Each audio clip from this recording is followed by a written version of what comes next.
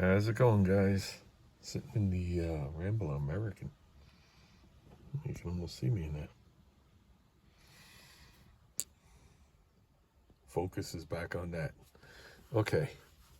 Now, anybody that's seen my video and Scoutcrafters video, first of all, I didn't expect to be on the camera. Scoutcrafters video.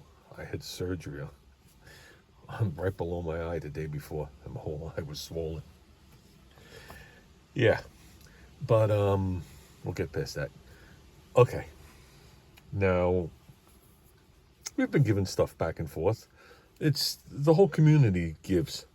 You know what I mean? If someone has something the other person likes, you know what I mean, or something that they would find interesting or something like that, you know, or if they see something, they pick it up for them, whatever it might be.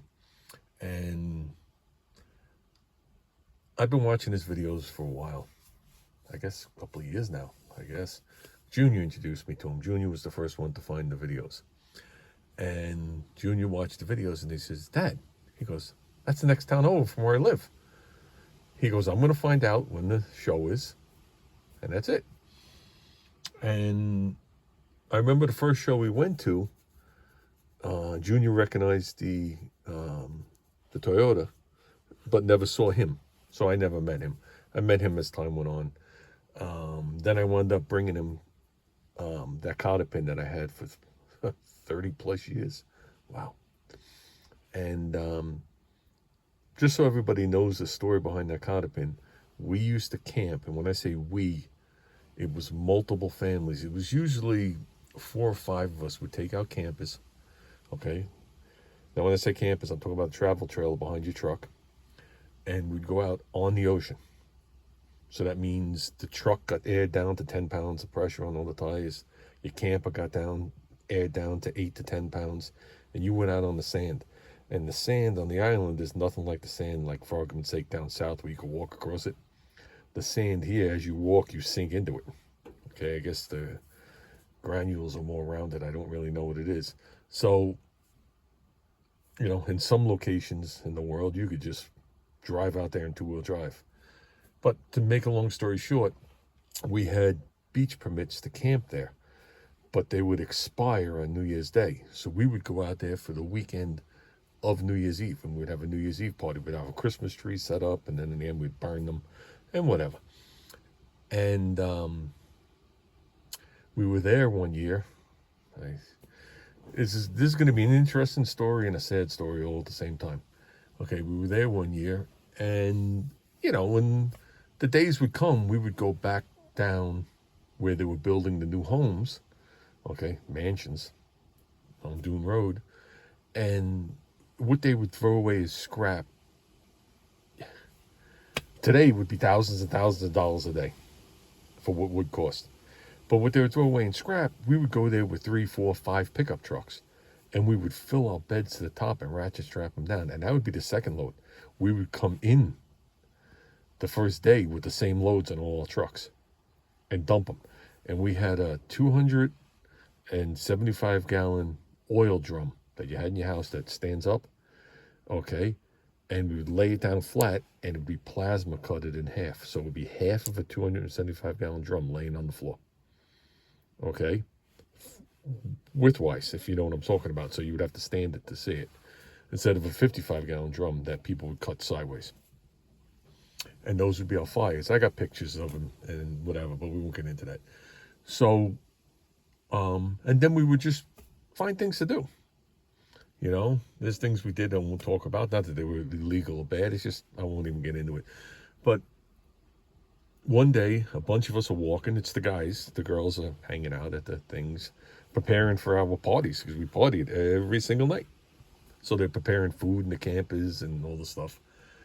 And just to, so everybody, I could set the scene, everybody in the group was mechanically inclined, a jack of all trades, and was heavily into modifications, cars, trucks, home building, landscape, whatever it is.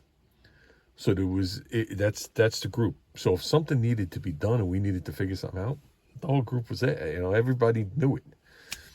And we were walking, it was a handful of us, and we came across this equipment that they were using. At the time, the Shinnecock Inlet, they were putting the rocks, I don't know if that's bluestone, on the sides to keep the inlet from eroding. And we're walking, and I tripped on something with my foot. I didn't fall, but I tripped. My foot hooked something. And I picked it up, and it was that cotter pin. So I stopped. This is the only way I could date it. I sold my travel trailer in 1995. So 94 into 95 would have been my last year with the travel trailer. And then I bought a motorhome. Okay, so that itself is 30 years ago. Okay, so this happened between then and we did that for 5 or 6 years prior to that. So that cotter pin, I don't know how old the cotter pin is, but I have it or had it 30 to 35 years, give or take. I've had that thing in my work toolbox, my home toolbox, never found a purpose for it, meaning I couldn't make a keychain, I couldn't do anything with it. So I started watching his videos. I was like, you know something? I said, I don't think he has a cotter pin this big. And that's how it all started. What the sad part is that right after I found the cotter pin, I'm carrying it around. If where the dip in my dashboard is the jetty going out into the ocean, and this is the bay, okay? And this would be Shinnecock on this side, and the other side would be Dune Road, okay? Coming in the inlet from the ocean, okay? There was a boat that came through the inlet and went up on the shore diagonally at full speed, because you could still see where it had an outboard on it. It was like a 21, 22 foot center console boat, like a Boston Whaler, but it wasn't. And you could see where the fin of the outdrive carved right into the sand, and the boat was just sitting there. So it was on the shore, on the land. So it wasn't going out; it was coming in, and it came in at full speed. The ignition was turned on, battery was dead. So we had got there the night before. So when we got there the evening before, we didn't go walking around. Okay, so this was the following, probably lunchtime, because we already got the wood and did what we did.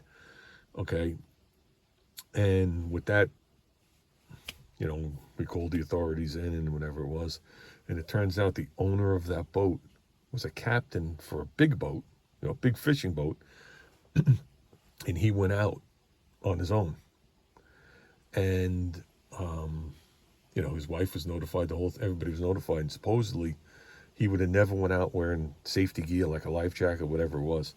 So what people figure happened was the water was rough. He got thrown overboard and the boat just came straight in. As far as I know, because after we discovered it, it wound up in the newspaper, and it obviously got around in the fishing community and stuff like that. As far as we know, he was never found. Which is kind of like sad and creepy, all in the same, you know what I mean? And that was the same day I found that cotter pin, and that's how I linked the two of them together. With all the times we've been there and all the events, those two things happened within a half hour of each other. But we'll get past that. So talking about the Fuller Brush Man, okay? As I tried to explain in the little interview, and I guess people are right, I do talk with my hands. My father wasn't a Fuller Brush salesman. My father was a Fuller Brush driver.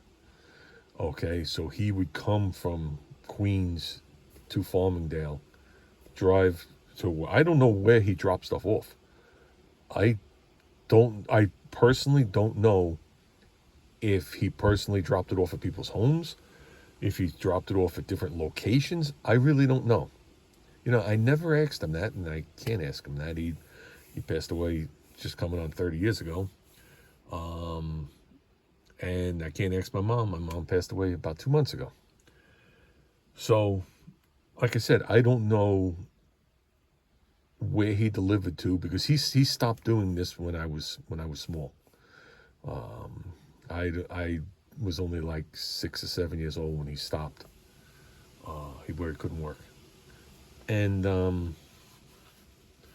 but like I said, we had the books. I remember my mother having a brush, and I could have sworn it was a fuller brush. I just remember the handle that you held was pink, and it was made of wire. It came out. It was one of those, little brushes like, I don't know if that's called a whisk broom. Where you got the little tray and you do it. But instead of it being tall like a witch's broom, but shorter, it was, long and had the bristles pointing down. And I remember it having a pink handle, and I remember it locked into the tray, and I remember it was right inside the door underneath the sink. My mother used it all the time. I thought that was a fuller brush item, but I don't remember. I remember it being a color similar to that.